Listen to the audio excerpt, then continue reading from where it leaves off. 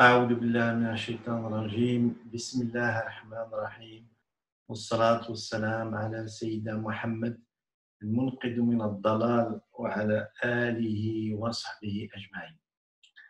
Pour répondre à la question quelle est votre relation politique, la question est formulée de cette manière. Je crois savoir que vous avez des personnalités au plus haut niveau du sommet de l'État. Par ailleurs, lors de la sortie de la nouvelle constitution établie par le roi en 2011, vous étiez des dizaines de milliers à manifester à Casablanca pour appuyer la nouvelle constitution. Je crois savoir que c'est votre cheikh qui vous a intimé l'ordre de sortir manifester.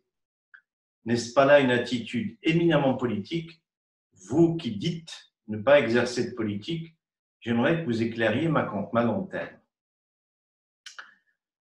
Alors, pour répondre à vos interrogations tout à fait légitimes, je vous dirais que la question du rapport aux politiques n'est pas une affaire simple.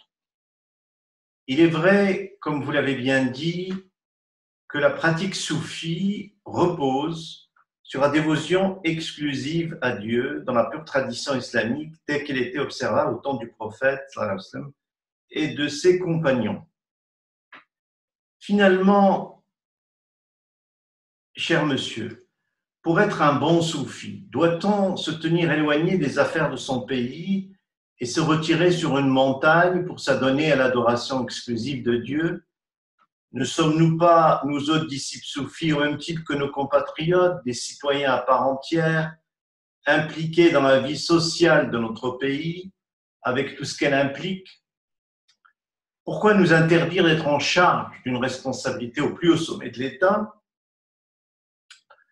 Pourquoi nous interdire de manifester, de dire oui à la nouvelle constitution établie par le roi, sous prétexte que nous ne devons pas exercer de politique? J'essaierai, cher monsieur, d'éclairer votre lanterne sur le type de relation existante entre soufisme et politique. Cette relation du soufisme au politique se situe à 3 niveaux au moins. Le premier niveau, c'est l'histoire du soufisme en général. Ensuite, l'histoire de la tradition soufie au Maroc. Et puis des événements récents qui ont vu un certain nombre de disciples accéder à des postes de responsabilité.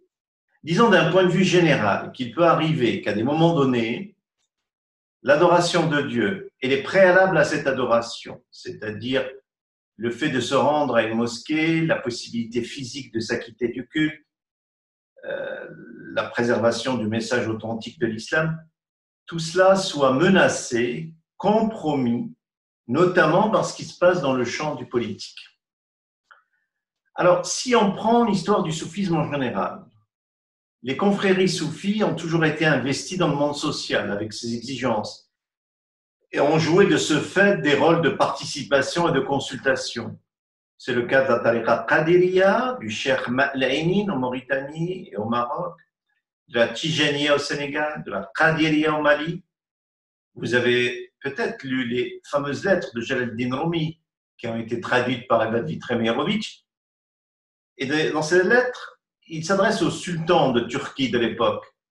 Il prie pour lui, l'exhorte à suivre le chemin de Dieu et lui assure son affection.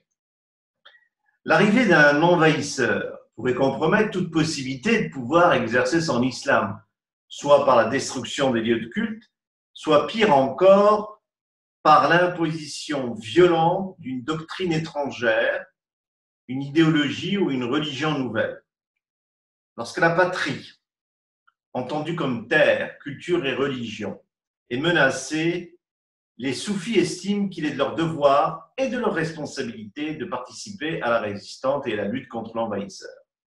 Au temps des croisades, beaucoup de soufis sont morts les armes à la main.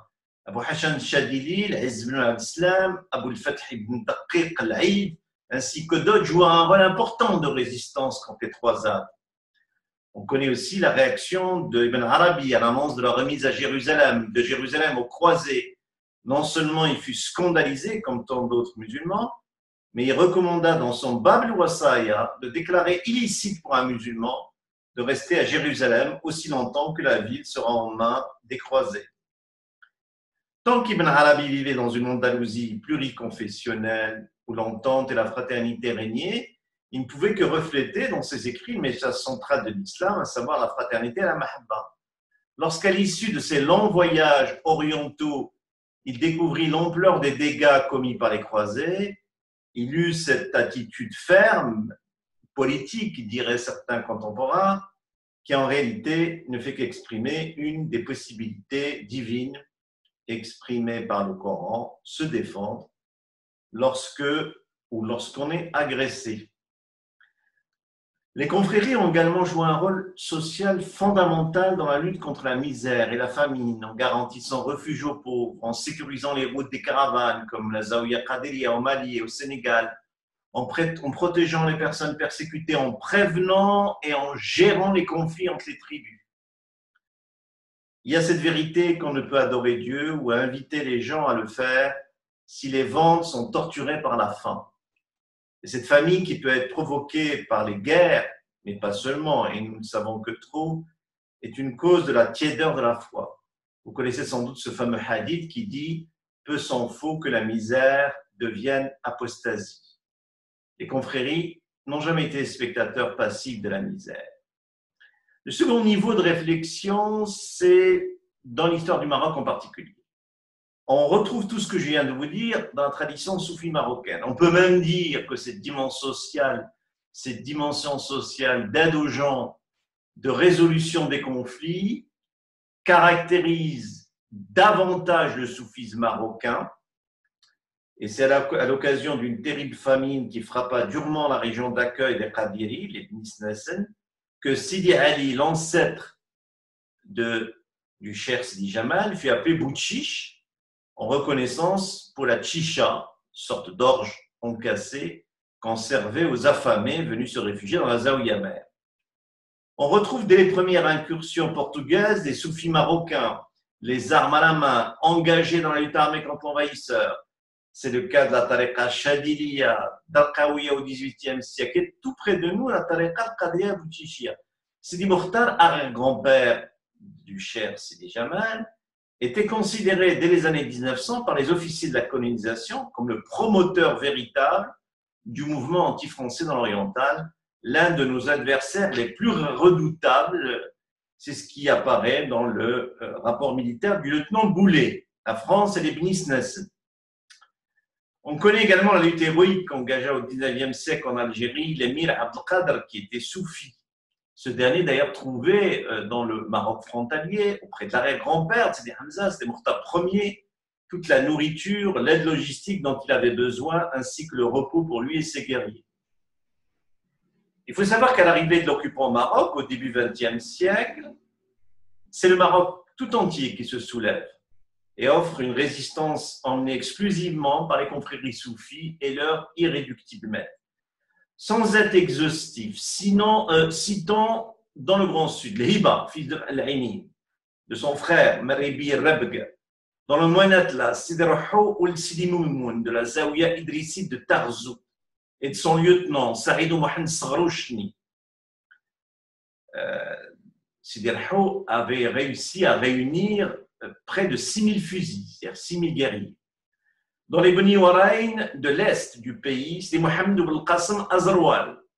Dans le Moyen et Haut Atlas central, les marabouts de Sidi Mah ou Ahmed al-Hansali, de la Zawiyat al-Hansal, Sidi Hussein al-Tamga, Sidi Mohamed bin Taybi, Sidi Ali Amhahouch, Sidi al-Mekki, qui est le neveu de Sidi Mahouch. Dans le Tafilat, Mohamed bin Ahmed bin Qasim Azarwal, qui est appelé aussi bin Qasim Ngadi.